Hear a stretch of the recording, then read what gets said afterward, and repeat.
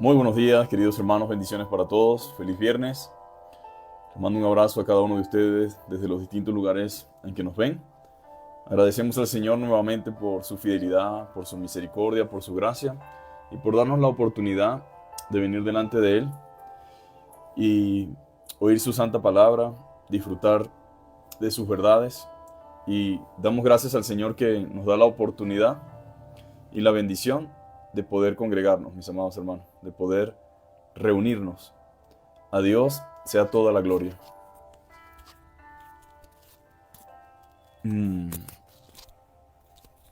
Quiero invitarle, mis amados hermanos, a que abramos nuestras Biblias. Vamos a ir a Jeremías capítulo 29. Vamos a leer desde el versículo 11 hasta el 14. Jeremías capítulo 29, versículo 11 al 14. Y vamos a hablar acerca de cuando Dios hace planes. Los planes del Señor. Los planes del Señor para usted y los planes del Señor para mí. Los planes del Señor para el futuro. Y dice la palabra del Señor: porque yo sé los pensamientos que tengo acerca de vosotros, dice Jehová, pensamiento de paz y no de mal, para daros el fin que esperáis. Entonces me invocaréis y vendréis y oraréis a mí y yo os oiré. Y me buscaréis y me hallaréis, porque me buscaréis de todo vuestro corazón. Y seré hallado por vosotros, dice Jehová, y haré volver vuestra cautividad y os reuniré de todas las naciones y de todos los lugares a donde os arrojé, dice Jehová, y os haré volver al lugar de donde os hice llevar. Esta es la carta de Jeremías a los cautivos y forma parte también de lo que el Señor nos dice a cada uno en particular. Ahora, ¿cuántos saben que Dios tiene planes? De que Dios hace planes y que sus planes muchas veces, o en la mayoría de las ocasiones, son muy diferentes a los nuestros. A veces sus planes son distintos a los nuestros, pero podemos confiar en que los planes del Señor siempre serán mejor para usted y para mí. Siempre serán más provechosos. Siempre tendrán mejores resultados. Siempre tendrán mejores beneficios, aunque a veces no lo entendamos. Ahora, ¿quién puede detener los planes de Dios? Preguntémonos hoy viernes, ¿quién puede detener los planes de Dios? Sus designios, su intención de lograr lo que se propuso conforme a su voluntad. Nada podrá detener el plan de Dios. Y eso debe darnos alivio, consuelo y esperanza. Nadie puede detener el plan de Dios. En eso usted puede descansar.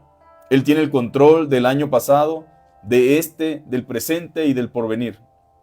Uno de los grandes problemas que afrontaba la nación de Israel estaba en desconfiar del Señor, al no escuchar lo que Dios le decía por medio de sus profetas. El pueblo ignoraba la voz de Dios, y ahí radicaba el problema. No escuchaban la voz de Dios por medio del profeta. Y al estar en pecado, porque cabe la pena decirlo, el pueblo, la nación, estaba en pecado de idolatría. Mire, la idolatría genera la indignación de Dios. La idolatría genera, escúcheme bien, la ira de Dios. Y aunque muchas veces nosotros creemos que ser idólatra significa estar arrodillado ante una estatua, estar quizás visitando un lugar con un fin de rendir adoración a alguna deidad, pero la idolatría estaba en el pueblo de Dios. Y la idolatría sigue estando en el pueblo de Dios. Idolatría es todo aquello que ocupa el lugar que únicamente se merece Dios. Y pudiéramos decir que hay creyentes idólatras en el sentido de que idolatran, adoran, rinden pleitesía a otros hombres, a otros mortales igual que ellos. Hay gente que idolatra su empleo, hay gente que idolatra su dinero. La avaricia, dice la Biblia, que es idolatría, y la nación de Israel había caído en todo esto, en toda clase de idolatría, en todo pecado de toda clase moral. Se perdió la capacidad de discernir la voz de Dios. Se confundieron, perdieron, porque cuando se está en pecado se pierde la capacidad de discernir la voz de Dios, y dudaron de su providencia, porque el pecado nubla la mente. Escúcheme bien, el pecado nubla la mente, ciega a la persona. Providencia, mis amados hermanos, significa literalmente prever, es decir, que Dios ve con anticipación, porque Dios puede mirar el futuro, Él puede planear de acuerdo con sus propósitos. Israel llegó a un punto, porque eso es lo que hace el pecado, en el cual comenzamos a dudar de los planes de Dios, de los propósitos de Dios, de lo que Él dice. Y por esa causa Jeremías trata de guiar al pueblo, de que miren más allá de la situación lamentable de Jerusalén, y les invita a poner su confianza en Dios. Y el texto decía, porque yo sé los pensamientos que tengo acerca de vosotros, dice el Señor, o dice Jehová. Ahora, debemos saber que Dios está al control, mis amados hermanos. Más allá de nuestras circunstancias y de nuestras realidades, Dios está al control, y que la tierra no le queda pequeña. La tierra no le queda pequeña a Dios. Él cumplirá lo que ha dicho. Ahora bien, Israel estaba ¿dónde? En el exilio, bajo territorio enemigo, bajo nación pagana. Y la pregunta que surge, o la pregunta que ellos se hicieron, y la que tal vez muchos de nosotros nos hacemos en algunos momentos es, ¿cómo es que Dios nos quiere tener aquí? ¿Cómo es que Dios nos tiene aquí en una tierra como esta, como Babilonia? Se preguntaban los judíos. Nosotros deberíamos estar en nuestras casas, en nuestras tierras, en nuestra nación, adorando a nuestro Dios. Lo que ellos estaban ignorando, mis queridos hermanos, era que la razón por la que estaban allí se debía en primer lugar a su pecado. Ese pecado que necesitaba ser tratado, ese pecado que necesitaba ser trabajado por Dios para el propio bien del pueblo y de la nación. Era la consecuencia de la desobediencia. Formaba parte del cumplimiento de las profecías. ¿Cuántas veces no habló Jeremías llamando al arrepentimiento? ¿Y qué hizo el pueblo? Se tapó los oídos, se hacían los sordos, no escucharon. Pero Jeremías estaba llamando al arrepentimiento. No quisieron escuchar. Ahora ustedes deberán permanecer en Babilonia un largo tiempo, porque mi palabra se cumplirá. Ese capítulo 29, para que entendamos un poco el contexto, habla acerca de la razón por la que ellos fueron a Babilonia. Pero eso había sido predicho, eso había sido profetizado, ya se les había hablado, ya se les había anunciado. Pero, ¿por qué Dios tenía que enviar esta carta y por qué Jeremías tenía que decir todo eso? Bueno, en primer lugar, la disciplina está en el plan de Dios. La mayoría de las personas dicen, porque yo sé los pensamientos que tengo acerca de vosotros, pensamientos de bien y no de mal, para daros el fin que esperáis. Gloria a Dios. Pero el pueblo tuvo que pasar un proceso. El pueblo tuvo que ser procesado por el Señor, y la disciplina, cosa que no nos gusta, está en el plan de Dios. Dios nos ama, pero no va a dejarnos sin disciplina. Dios te ama, pero tiene que corregirte. Dios te ama, pero tiene que trabajar en tu carácter. Dios te ama, pero tiene que trabajar en tu orgullo. Dios te ama, pero tiene que trabajar en aquellas áreas que están ocupando el lugar de Dios, que te están distrayendo, que te están llevando por el camino incorrecto. Entonces, como Dios nos ama y como nosotros somos sus hijos, Él va a disciplinarnos. No puede dejarnos sin disciplina si somos sus hijos. Y Nabucodonosor era el instrumento de parte del Señor para disciplinar a su pueblo. Es un siervo a mi servicio que yo estoy utilizando para quebrantarte. Esa es la realidad. Para humillarte, para quitar de ti la soberbia, la altivez, la independencia y el orgullo, y te vuelvas a mí en arrepentimiento y fe. Y el tiempo que sea necesario, el tiempo que se requiera, será el que estén en Babilonia. El proceso puede ser más corto si nosotros realmente reconocemos y nos humillamos. Pero Dios tiene que trabajar en nosotros el tiempo que sea necesario, mis amados hermanos. Por eso Jeremías les envía esta carta. Así ha dicho Jehová de los ejércitos, así ha dicho Jehová de los ejércitos, Dios de Israel, a todos los de la cautividad que hice transportar de Jerusalén a Babilonia. Ustedes no llegaron allá solo. Ustedes no llegaron allá porque las circunstancias los llevaron. ¿Cuántos cristianos no andan por la vida pensando que lo que a ellos les sucede es por casualidad? Si usted es un hijo de Dios, usted está en la mano de Dios. Y lo que a usted le acontezca, mis amados hermanos, forma parte del propósito de Dios. Ellos pensarían que llegaron allá solo porque Nabucodonosor era malo, porque era poderoso. No, Dios los levantó para eso. Los hice transportar hasta allá. Es parte de mi plan. Y les voy a dar un consejo, dice la Biblia, en el versículo 29. Edificad, habitarlas, y plantad huertos y comed de ellos. Casaos y traed hijos e hijas. Da mujeres a vuestros hijos y da marido a vuestras hijas, para que tengáis hijos e hijas y multiplicaos allí y no disminuyáis. y procurad la paz de la ciudad a la cual os hice transportar, y rogad por ella a Jehová, porque en su paz tendréis vosotros paz. Pocas palabras. Todavía no es el tiempo. Ustedes no van a regresar todavía, porque habían por allí algunos falsos profetas que siempre se levantan y que en el nombre de Jehová, diciendo así ha dicho Jehová, y Jehová no ha dicho nada. Porque van a pasar muchísimo tiempo allí, dice Jeremías. Y no porque yo sea malo o me encante la idea, es solo que ustedes aún no están listos todavía. Aún no están listos y todavía necesitan seguir siendo tratados. Procuren la paz. No inventen revueltas, no busquen librarse por su propia cuenta, porque aunque estoy obrando por medios humanos, yo soy el que los tengo allí. Yo soy el único que puede sacarlo de Babilonia. Nadie puede salir del pecado por voluntad propia. Necesitan la intervención de Dios. Yo puedo sacarlos de allí, le dice Dios al pueblo. Yo soy el único que puede sacarlo. Ahora, qué tremenda tarea tenía Jeremías. Porque no hay nada más difícil que decirle a la gente lo que no quieren escuchar. Tal vez usted entiende esto, ¿no? No hay nada más difícil que decirle a la gente lo que no quiere escuchar. Pero Jeremías fue odiado, considerado un traidor por mucha gente de su época, porque le decía al pueblo que vivieran sometidos al yugo babilónico. Pero Jeremías sabía, como cualquier otro, que necesitaba decirle la verdad al pueblo. Él sabía, como cualquier otro que estuviera espiritualmente sano, que ese yugo era el de Dios y no el de Nabucodonosor. Ahora, Jeremías amaba a su pueblo, Jeremías amaba a su nación, pero el amor a veces duele, mi amado hermano. Entiéndame esto, el amor a veces duele. Y el amor debe llevarnos a veces a decirle cosas a las personas que posiblemente no les agraden, pero son las que realmente necesitan. Todo buen doctor, al momento de descubrir un tumor, un cáncer, una enfermedad terminal, el doctor tiene que sentarse, tal vez con el corazón en la mano, con el corazón arrugadito, sentarse con un padre, con una madre, con un esposo, con una esposa, sentarse con unos hijos, sentarse con unos padres a tener que decirle una triste realidad.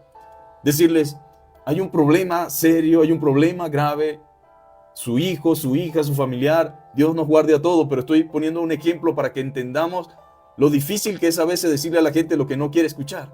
Y tener que decirle, mire, su hijo o su hija tiene esta enfermedad, su hijo posiblemente pueda morir, es una enfermedad difícil, no podemos dar garantía, y en ese momento no es lo que queremos escuchar. Incluso algunas personas a veces se cierran a la idea del hecho de esa realidad y dicen, no, no puede ser, no puede ser. Mi hijo, mi esposo, mi esposa, mi familia, mi padre, mi madre está lleno de vida. Sí, pero esta es la realidad. Y una forma de poder dar pasos y poder solventar esta situación, en primera instancia, es poder aceptar y reconocer el hecho de lo que está pasando.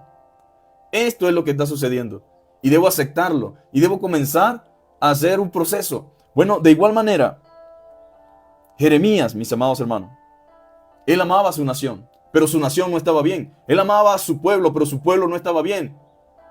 Y como profeta del Señor, como parte del plan de Dios, él tenía que decirle a la gente la verdad. Y cuando amamos, mis amados hermanos, a alguien de verdad como amaba Jeremías a la nación, no podemos ocultarle la verdad, incluso cuando no la quieran escuchar. Cuando uno ama a alguien, no puede ver que va rumbo al barranco y decirle, tranquilo, yo estoy contigo, yo te apoyo, tú vas bien. Hay gente que no le gusta que se le digan las cosas. Hay gente que se molesta, se incomoda. Pero porque te amo, tengo que pararme al frente y decirte, estás mal, lo estás haciendo mal. Bueno, eso fue lo que hizo Jeremías.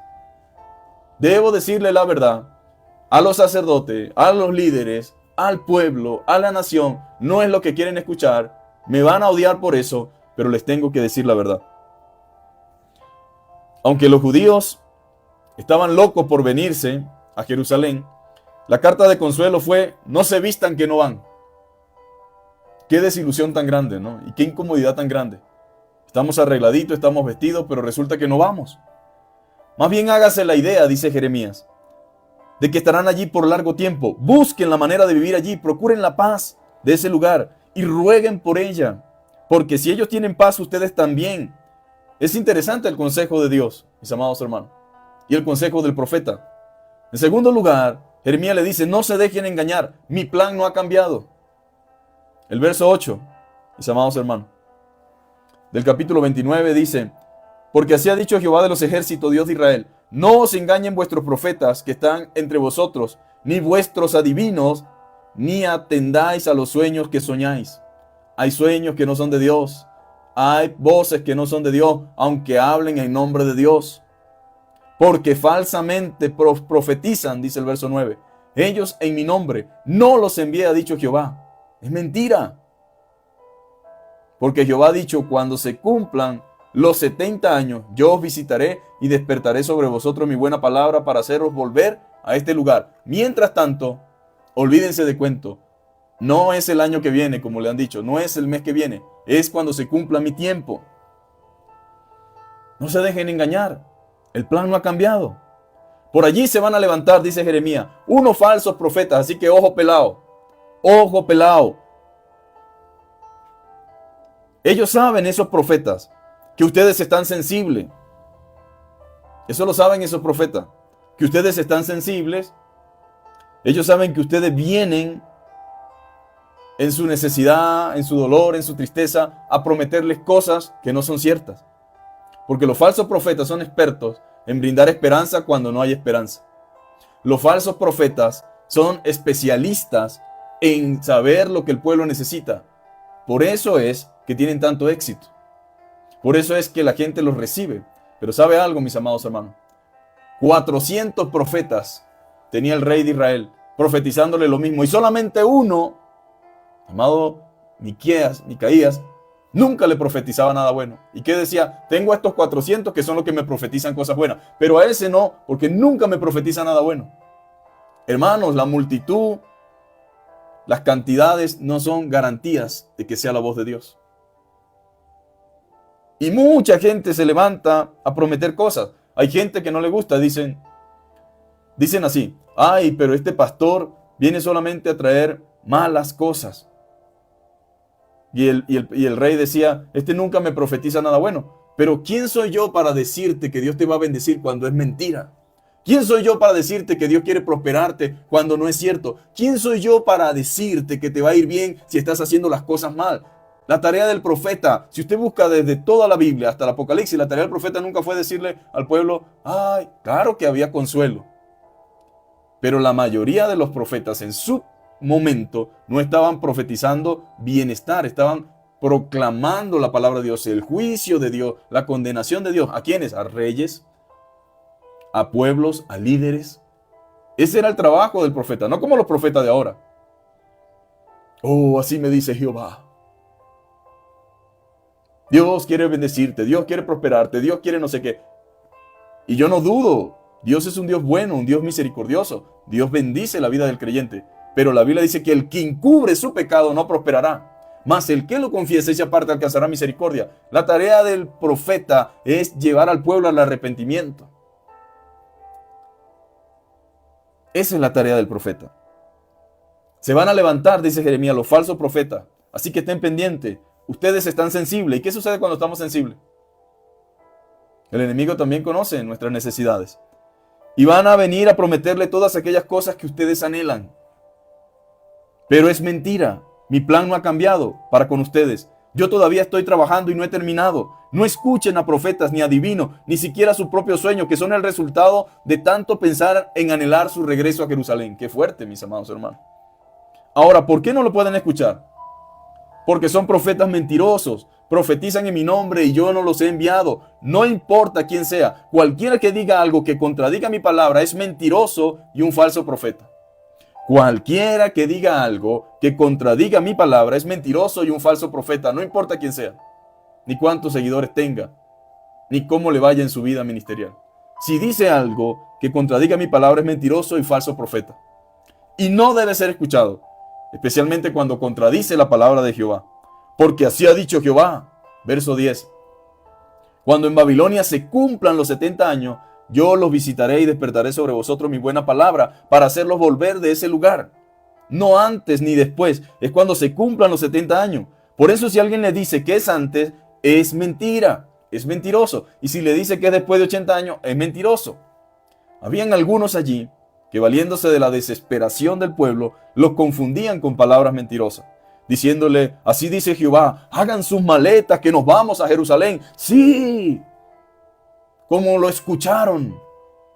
Así ha dicho Jehová, así ha dicho papá, así me dice el Señor. Preparen maleta que nos vamos, oh pueblo de Israel. Prepárense porque el Señor nos va a sacar. Nos vamos el mes que viene.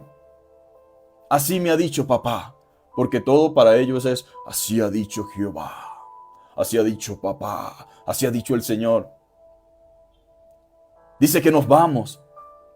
Y después dicen, nos vamos pero no limpios, nos vamos a ir con riqueza. Dios nos ha entregado la riqueza de los impíos. Vamos a salir de Babilonia pero lleno de riqueza. ¿Cuántos dicen amén? Amén, gloria a Dios, sí Señor.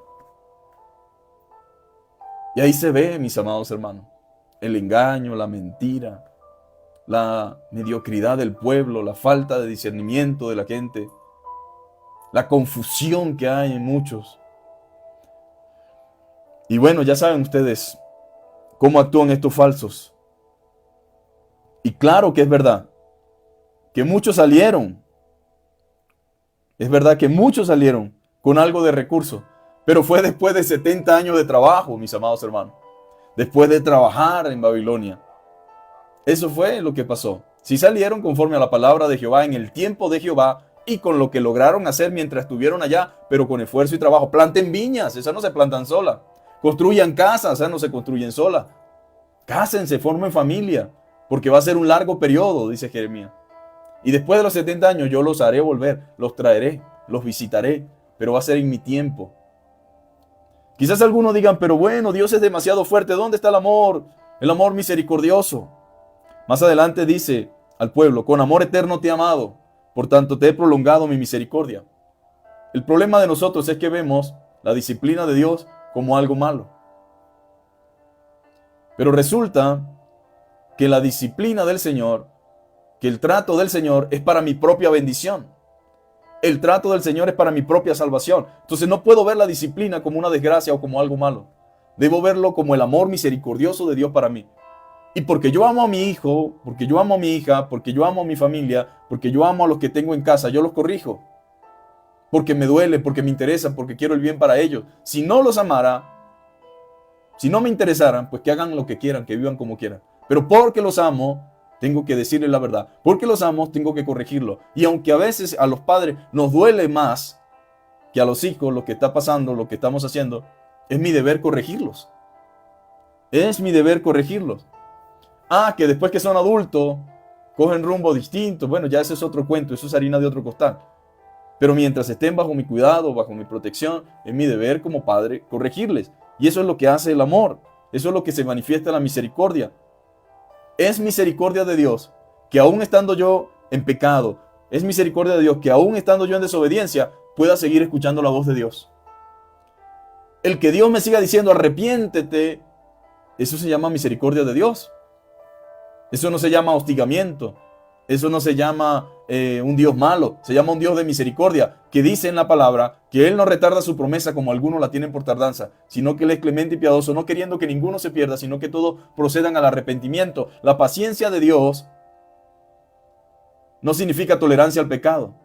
Significa misericordia, benignidad, esperando, dando tiempo, dando oportunidad de que volvamos en sí. Pero no significa que vaya a durar para siempre. Ahora, la finalidad del plan de Dios es la restauración, mis amados hermanos. La finalidad del plan de Dios es la restauración. Esa es la razón de su corrección. Es sanar espiritualmente a su pueblo. Es sacarlo de la decadencia espiritual. Es librarlo de la muerte. Porque si hay alguien que desea buenas cosas para nosotros, ese es Dios. No entiendo por qué hay gente que se lucha con Dios. Dios quiere buena cosa para nosotros. Él sí está realmente interesado en que a nosotros nos vaya bien. Por supuesto. En primera instancia espiritualmente, porque de nada sirve lo demás que estemos acomodados, acaudalados, viviendo de maravillas en este mundo, pero espiritualmente totalmente mal. Su voluntad nunca ha sido vernos en la miseria, al contrario, el pecado nos lleva a la miseria y su gracia nos saca de ella cuando la aceptamos. Quizá fue difícil para los judíos imaginar que detrás de todas esas experiencias Dios estuviera llevando a cabo un plan. Y puede que no entendieran, y puede que nosotros tampoco entendamos, o no podamos entender ciertas cosas, pero podemos confiar plenamente que Dios siempre hace lo mejor con tal de cumplir su propósito en nosotros. Y usted debe decir, amén. Gracias, Señor, por lo que estoy experimentando. Gracias por lo que estoy viviendo. Gracias por lo que me has permitido vivir. Señor, a ti la gloria, porque todo tiene propósito en Dios. Nada es de casualidad. Nada es aislado del entendimiento y del conocimiento de Dios. Así que, Señor, gracias. Mire lo hermoso de esta carta. Luego de haberle dicho, en el tiempo que iban a estar allá, que eran 70 años, aún en contra de la voluntad de ellos, Él les dice, el Señor dice, cuando se cumplan los 70 años en Babilonia, actuaré a favor de ustedes y les cumpliré mi promesa favorable de hacerles regresar a este lugar, porque yo sé los pensamientos que tengo acerca de vosotros, dice Jehová, pensamiento de paz y no de mal. El fin de Dios o el deseo de Dios no es destruirnos, es salvarnos. El fin de Dios mediante la disciplina es la corrección. El fin de Dios mediante los tratos no es destruirnos, sino levantarnos, edificarnos. Eso es lo que Dios quiere. Tengo pensamiento de paz y no de mal. Pero si nos quedamos solamente en este texto y no vemos el contexto, el antes y el después, no podemos entender el capítulo, no podemos entender el propósito de Dios. Porque este texto es muy utilizado por muchas personas. La Biblia dice que los pensamientos de Dios son de paz y no de mal para darnos el fin que esperamos. En la versión Nueva Traducción Viviente dice, pues yo sé los planes que tengo para ustedes, dice el Señor, son planes para lo bueno y no para lo malo, para darles un futuro y una esperanza. Eso es lo que Dios quiere. ¿Qué de otra manera, mis amados hermanos? Si Dios no actuara en nuestra vida, se verían truncados si nos dejara seguir nuestros propios caminos. Los planes del Señor son lo mejor. Sus pensamientos para mí son lo mejor. No importa lo que Dios tenga que hacer, por muy duro que parezca, siempre será lo mejor. Detrás de aquel cautiverio, de aquella deportación, de aquel exilio, detrás incluso de ese sufrimiento se encontraba la misericordia de Dios para con su pueblo. No había manera de que tuvieran un futuro verdaderamente provechoso si el Señor lo dejaba sin corrección. El Padre que ama a sus hijos corrige. Los pensamientos de Dios y sus planes siempre son de bien para nuestras almas. Aunque no entiendan mi plan, dice Dios, descansen en esta verdad. Mis planes para ustedes son planes para lo bueno y de eso pueden estar seguros. No son para mal, son para darles un futuro y una esperanza. Bendito sea Dios por su palabra. Gloria a Dios por su infinita bondad y misericordia. Muchos Jeremías no existen en el día de hoy. Hay muchos profetas mentirosos, sin temor de Dios, irreverentes, tal vez queriendo darle al pueblo una falsa esperanza, pero yo prefiero que el médico me diga la verdad. Prefiero saber exactamente qué es lo que tengo y enfocarme en lo que tenga que hacer o solucionar. Pero es muy triste que estando enfermos, el médico nos mantenga con pañitos de agua, nos mantenga con mentira y con falsas esperanzas. Que Dios tenga misericordia de nosotros como su pueblo, misericordia de aquellos que hablan de parte de Dios, misericordia de aquellos que andan diciendo Jehová dijo y Jehová no ha dicho nada, misericordia de aquellos sensacionalistas, misericordia de aquellos emocionalistas, de aquellos que se atreven sin temor de Dios a decir Dios ha dicho y Dios no ha dicho nada, porque es algo serio. Y que cada uno de nosotros, sin importar la experiencia o el proceso que esté experimentando, pueda recordar de que más allá de lo que yo pueda comprender, el plan de Dios, el propósito de Dios, su voluntad, mediante las circunstancias, no es destruirme, sino edificarme, levantarme, salvarme. Vamos a orar en esta hora y vamos a decirle, Señor, perdón, porque todos hemos pecado contra ti de alguna u otra forma. Perdónanos porque muchas veces hemos puesto en duda tu palabra, tu verdad. Hemos prestado nuestros oídos a escuchar cosas que no provienen de ti. Hemos querido oír lo bueno cuando estamos haciendo lo malo. Hemos ignorado tu misericordia, tu paciencia, tu benignidad, tu longanimidad. Y en esta hermosa mañana queremos presentarnos delante de ti. Pedir misericordia, Señor. Ayúdanos. y danos gracia para saber esperar en ti y para saber caminar en ti. Padre, a ti toda la gloria, a ti toda la honra. Gracias porque tus planes son distintos a los nuestros. Gracias, Señor, porque tú quieres darnos un fin, Señor, un propósito. Quieres darnos, Señor, un feliz término, una feliz conclusión, Señor. Padre, nosotros estamos limitados de pensamiento, de mente. Conocemos solamente el presente, no sabemos nada del futuro, pero nos da gozo y alegría saber que sin importar lo que experimentemos o vivamos, tú estás más allá de nosotros. Tus pensamientos no son nuestros pensamientos, ni vuestros caminos son vuestros caminos. Y así como tus pensamientos son más altos que vuestro pensamiento, así son tus caminos más altos que nuestros caminos. Gracias, Señor, porque el futuro es tuyo, te pertenece. El futuro, Señor, te es historia, pasado, Señor. Tú lo ves todo con claridad.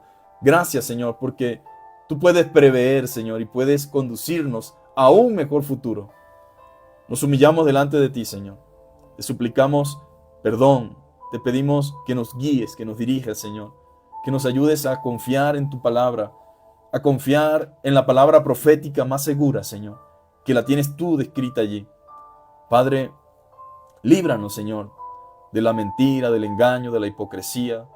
Señor, de caer en falsas enseñanzas, de caer en malas voces, Señor, que no vienen de ti. Ayúdanos, Señor, a saber que tu palabra, Señor, es la verdad, que tu palabra es la que santifica, que tu palabra es la que guía, que tu Espíritu Santo está allí para guiarnos, Señor, que el Espíritu Santo allí está para confirmarnos cada día. Señor, queremos como iglesia, Señor, como pueblo tuyo, como tus hijos, Señor, vivir en tu voluntad, Señor, vivir en tus planes, Señor. Perdónanos si en algo hemos fallado, Señor, y enséñanos, Señor, a esperar en ti. En el nombre de Jesús, Señor, oramos y te damos gracias, Señor. Bendice, Señor, a nuestros hermanos en la fe. Ayúdalos, Señor. Es difícil, Señor, distinguir tu voz si no hay comunión contigo y si no hay oración, Señor. En medio de tantas voces que se levantan diciendo, así ha dicho Jehová. Ojalá fuesen 400 profetas nada más. Estamos convencidos de que hay miles y miles de profetas falsos, Señor, levantados por todo el mundo, Señor, que a veces vienen a confundir la iglesia, dividir la iglesia, destruir la iglesia, Señor. Pero bendito seas tú, Señor amado, que siempre levantas a Jeremías, Señor, que siempre levantas a hombres con temor de Dios, que proclamen tu palabra, Señor, y que la expongan fielmente, Señor. En el nombre de Jesús bendice a mis hermanos desde los distintos lugares donde nos ven. Ayúdales en todo, provéeles de fuerza, de salud y de gracia para seguir adelante, Señor. Que confíen en tus planes y esperen en ti. Y que sepan, Señor, que los planes tuyos son mejor que los nuestros, Señor. Recibe toda gloria y toda honra en el nombre de Jesús. Amén. Bendiciones para todos, mis queridos hermanos. Que tengan una feliz mañana, bendecido día. Y nos vemos ya la próxima semana. Se pasa el tiempo súper rápido. Nos vemos la próxima semana. Así que un gran abrazo. Que Dios los bendiga y que disfruten el fin de semana en tiempo en familia y también juntos